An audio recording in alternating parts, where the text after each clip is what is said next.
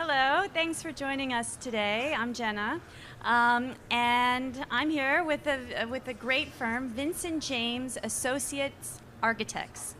Well, the current name is VJAA. VJAA, and there are three principals, not just the two of us. Right. Nathan Knudsen is the third. Sorry about that. That's all It's right. good to get that out because I think the name gets. It used to be Vincent James, right? It's changed a couple and it's times. changed, right? So let's just get it straight. VJAA, and there we are. And as you all know, they're the 2012 AIA Firm of the Year. Congratulations. And you guys were founded in 1995. You're based in Minnesota, but you're doing work all around the world and have done work around the world for quite a long time. You've won numerous awards over the years. And as you mentioned, you have three principals. The PowerPoint should be rolling soon. We're just going to have a PowerPoint playing in the background showing some of their work, and we're just going to have a conversation. So my first question for you guys is if I was wondering if you could just kind of take us back through the history of your firm, your founding, how you got started. And you're based in Minneapolis, and sort of take us back. We founded the firm in 1995. I had previously started a practice, but we've consolidated with three principals at that time. And we are now currently, we've been upward of 24 people. We're currently 14 people, so we're quite a small firm. And we found ourselves working in a really wide range of places, and it's been very interesting for us. We have one of the questions I think you want to ask is, are we a regional firm? And we're almost the antithesis of a regional firm because most of our work is outside of our locality. Although lately we've been getting more local Minnesota projects, most of our work previously has been in New York or Colorado or Beirut or other places. Why do you think people have this impression that you're a regional firm? I think partly because we're in the Midwest, and I think if we were located somewhere else, people might not see it that way. I think another is possibly because we love to work with materials, and so I think maybe there's an association with the interest in craft in a regional practice. There may be a cultural sensibility within our general community. I think we just saw John's presentation, and I see work that resonates with Miesian tradition in Chicago, even though it's fresh. And so I think you could say in some ways there are forces in our locality that influence us, but our way of working is actually to very deliberately try to move beyond those kinds of impulses so that our work becomes more diverse and is more connected to wherever its location is.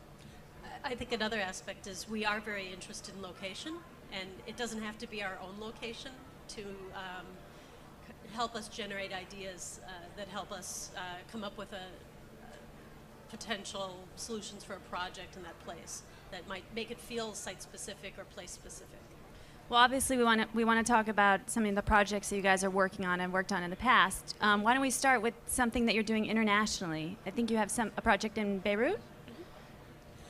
Yeah, we've been doing, in 2003, we were shortlisted and invited to compete for a project at the American University of Beirut, the Hostler Student Center, and we won that competition and built the project, and since then we've had ongoing projects with them, and so we've done a number of different designs and studies, and we're continuing to do work with them. What's it like working over there? Well, it's actually a really beautiful city and an interesting culture. And halfway through, I'm gonna mention this. We'll mention this tomorrow. But halfway through the construction of our major building, there was a war, and everybody left the site for 6 months.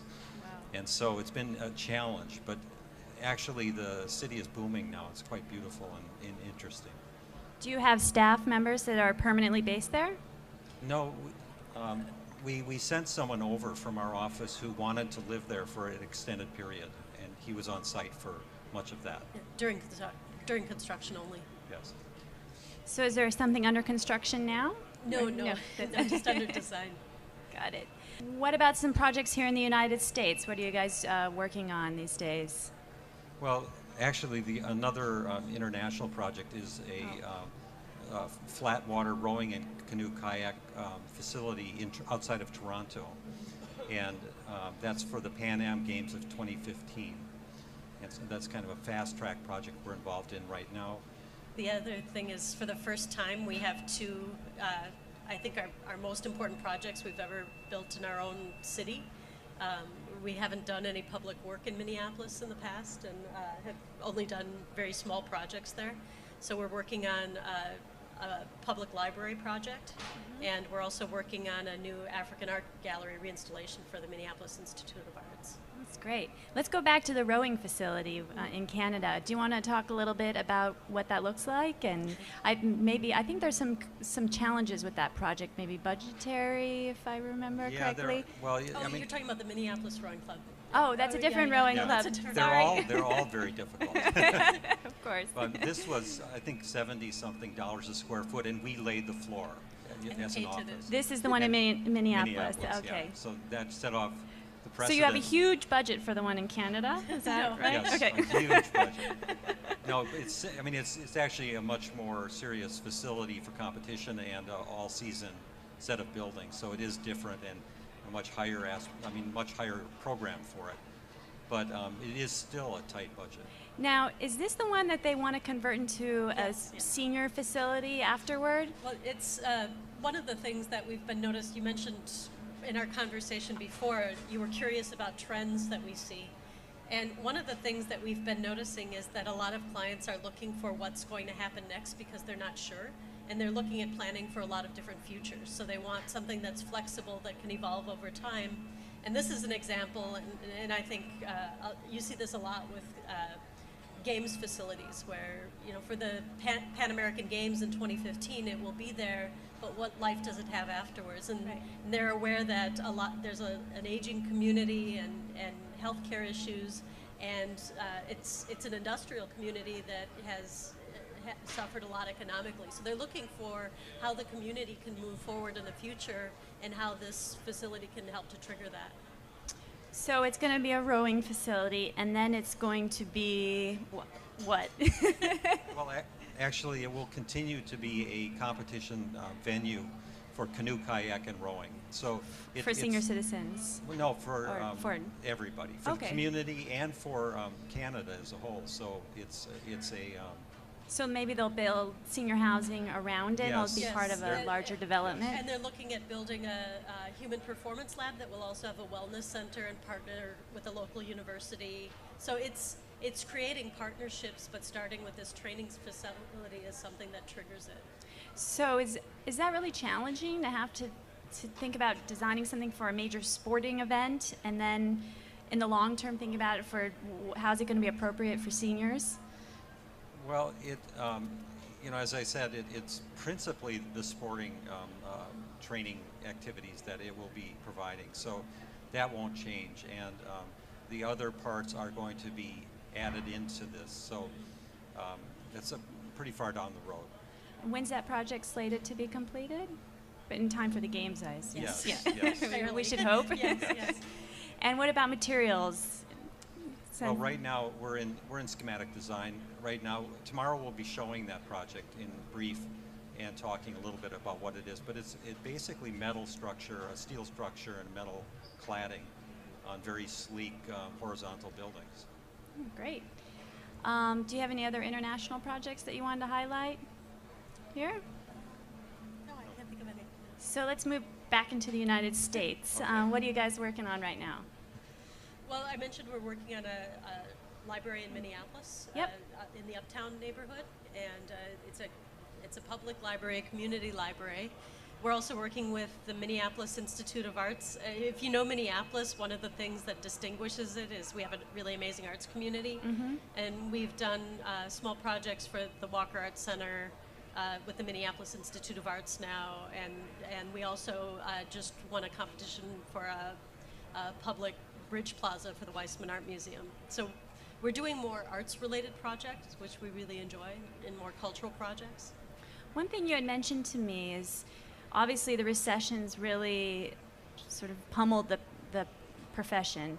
And we were talking about how you guys have kind of weathered the recession. And one thing you mentioned is that you've actually focused more on doing domestic work, or that's where a lot of the opportunities have kind of I arisen. think that it's actually been, the diversity of our work really helped us because we weren't invested in just one market area. But I think for the longest time we really wanted to do more work locally and didn't have the opportunities, and then we were very busy with practicing elsewhere and traveling that we didn't really get a chance to cultivate a local market. And so when things slowed down, we really invested in that and started to do more outreach, more work locally. Do you prefer to work locally? You mean as opposed to a 20-hour flight to Beirut? Yeah. You know, they have their advantages. Yeah. Each one. Yeah. Now let's talk a little bit about sustainability. I know that figures into a lot of your work. Is that something that's just integrated into everything that you do now, or does it depend on your clients' needs, or is it something that you really push for? I think it's a way of thinking about architecture that has always been present in our work, which is, you know, how do you define what sustainability is and what is of value that, you know, conserves materials or has longevity or value, you know, optimizing daylighting, site orientation. So it's kind of, to us, it's essential to good architecture, and a lot of the principles behind it and thermal comfort and kind of how you are connected with the nature and light and air and So, I mean, we do focus quite strongly on the qualitative aspects of what you might call sustainable design, which is what it's like to use the spaces we develop. And this is the link to passive solar or passive strategies and traditional strategies is very much a part of that. So we'll talk tomorrow about working in New Orleans and thinking about how the architecture of that area grew up in response to the climate. And so much of what we consider beautiful about it is actually also an environmental response. And then there's an interesting phenomena is that architecture actually feeds back into the social behavior, the cultural behavior of a place like New Orleans. So that's a sort of much broader view of what sustainable design is, I think. Do you want to make a quick plug for your talk tomorrow? where is that and what time? I don't know if we want too many people there. It's I think it's 2 o'clock. Is it 2 or 2:30? It's 2 or 2:30. It's here, is it in one of the major meeting rooms, or? We should know this. We look. We can tweet it later. Check your schedule. Yeah, check Twitter. Yes. Would you say that you guys have a defining style? We try not to. What, yeah, I would say we try not to. We have preferences and aesthetic inclinations, let's say, but we also are trying to develop strategies in the design process that actually bring out difference within each project. So, you know, very consciously we work toward a response that is unique to that particular problem. And it doesn't lend itself to a branding strategy, granted, but it does, I think, make for stronger connections in that particular condition. And it's a philosophy that we have. Are there specific materials that you really love working with? I think it's more, I think what we love is this process of discovery when you first start to work with something, and I think it comes back to climate, you know, where you're familiar with your own context, your own place. I mean, we live in Minnesota and it's a very extreme climate. So to go somewhere that's a temperate climate, you see all these possibilities in it because you don't have the opportunity to work with it all the time. So I think in a way with materials, when you work with the same materials over and over again, you kind of miss that freshness of seeing it for the first time and wondering what you could potentially do with it. That shifting materials is really wonderful also. And I think you will see a love of texture and grain that's associated with the building systems and details, which is kind of a recurring aesthetic quality of our buildings. So, you know, that if there is a propensity to have a taste, a particular taste, you'll see it in those kind of details. Do you have a favorite project? that you've completed over the years? I think my favorite is one that wasn't built. It was the Cable Natural History Museum, and it's in our book. It won a PA award a number of years ago, but it was a project that we really rethought what a natural history museum was and how it engaged the site and was kind of interactive with the site and processing of waste and collecting and displaying of specimens, and it influenced a lot of our work afterwards, and I think we still go back to it in a lot of ways and learn from it. Is Cable the name of a town or a city? Yes, yes. Is it in Minnesota or? No, Wisconsin. Wisconsin. It was okay. never built. It was a small project. And I think my favorite might be the rowing club. You know, the In Minneapolis. In Minneapolis, just because the building is so simple and so clear as it's a barn, essentially a barn. It reveals everything about its construction. And so it was really nice to work with something that minimal. And when was that completed? 2001 or 2. What about humanitarian work? I think you guys are doing something with Habitat for Humanity. Is that right? Yeah. You want to talk a little bit about that? We're working with Public Architecture out of San Francisco, and they're doing a national pilot project with Habitat for Humanity. They selected 4 architects to try to look at different ways to work in different regions and kind of really more pushing it towards high design, but recognizing the parameters of what Habitat has to accomplish, you know, in terms of budget, in terms of, you know, how the houses function, how they are good neighbors, how they impact their kind of urban settings.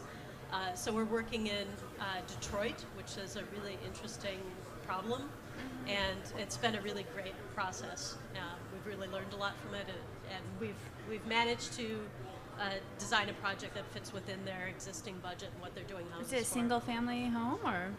Yes, yes. So I guess that would be we a good got time to see if anyone in the audience has any questions. But I can keep asking questions too. Anyone? Do I have a question? Well, I'll ask you another question. What are your clients asking for? What are some trends that you're sort of picking up on? I mentioned a little bit about, you know, clients not really knowing what they're going to be in a few years, and a number of projects, particularly with institutions we've been working with, they're really not sure what is going to happen in the next 5 years, and so they want to plan for a lot of different futures. Right. And so like I think the rowing. it makes you think in terms of how can you be flexible and how can you accomplish a lot of different things, or how can you design something that can change over time or be used in different ways. I have to ask you something. I can't believe that I've just now gotten to it. They have an exhibition and book coming out on skyways, which I'm personally very interested in. So did you want to talk a little bit about that and how you got interested in skyways? Skyways being one term for elevated pedestrian networks or submerged pedestrian networks, which is an urban phenomenon that you see quite a bit in the United States, but also now in Asia, developing in Hong Kong and Mumbai and elsewhere. And it's you know, there's a really horrible side to this phenomenon, and then there's an enormous amount of potential within this kind of urban form. And it hasn't been addressed by the design professions. What's the horrible side? How they're built. How they're built. In You know, how they terms of being happen. dangerous, or? No. Just the ad hoc nature of them and how they separate from the street, and the problems they cause for the traditional form of the city with its street life. But And it's, one of the things that really interested us early on, and when we started talking about these systems and thinking about them, is they were at such a large scale. I mean, Minneapolis has an 8-mile system. You know, Hong Kong has 600 bridges, and nobody really plans for them. They just happen, but nobody talks about them. And then at the same time, we started to research them and really look at them in other ways, and understanding that they really came out of the architecture profession, the avant-garde, particularly in the 50s and 60s, and that architects are always proposing these elevated interconnected systems, and they just migrate into the city, and then, you know, developers and bureaucrats take them over and they implement them kind of through code, not through design. So you're looking at sort of the benefits and pitfalls of them in this Yes, book and yes, in and the this history. show. And there are examples like the High Line in New York, which is a wonderful park over the streets, and that is a form of elevated pedestrian network. It really is. And so there's many different ways that these things can happen, and we believe they will happen in one form or another in many cities. So how can we actually do that well? I think we have a question from the audience. Let me give you a microphone. Thank you. A question about process. Your type variant house is one of the most well-thumbed books in our office, I know, and I really appreciate that you have all these construction progress photographs. I'm curious, with such a highly crafted residence like that, do the details evolve in the course of construction just in time, or were they thoroughly documented prior to excavation? They were mostly developed prior to construction. So Really? the ones that Impressive. were the ones we're not showing you.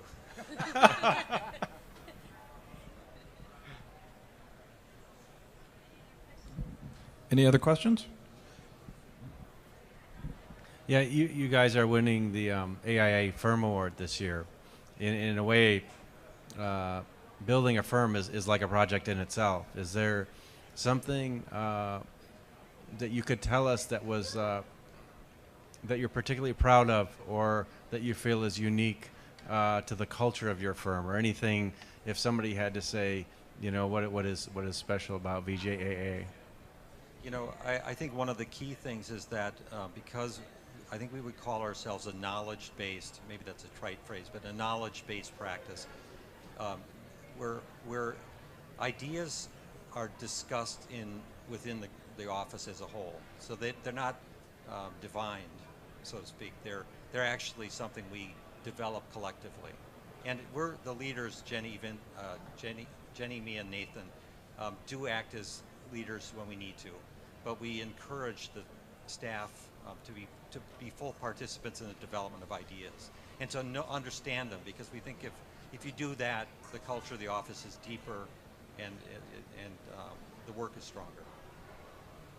I think something that's really helped with kind of developing that culture is our office is made up of people who have had long-term commitments and who we have a long relationship. I think if we had a lot of people moving through our office, it would be hard to maintain the trust that you need to have that kind of a conversation.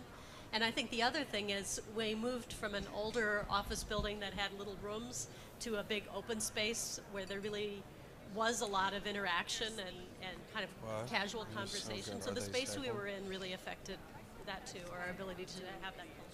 We also try to maintain ties with our employees. As some come and go, but for the most part, they're always welcome back if the timing and the workload is there. So we try to maintain that open door policy. Any other questions? I think we're running out of time. Well, I want to thank you guys, Jennifer Yost and Vincent James from VJAA.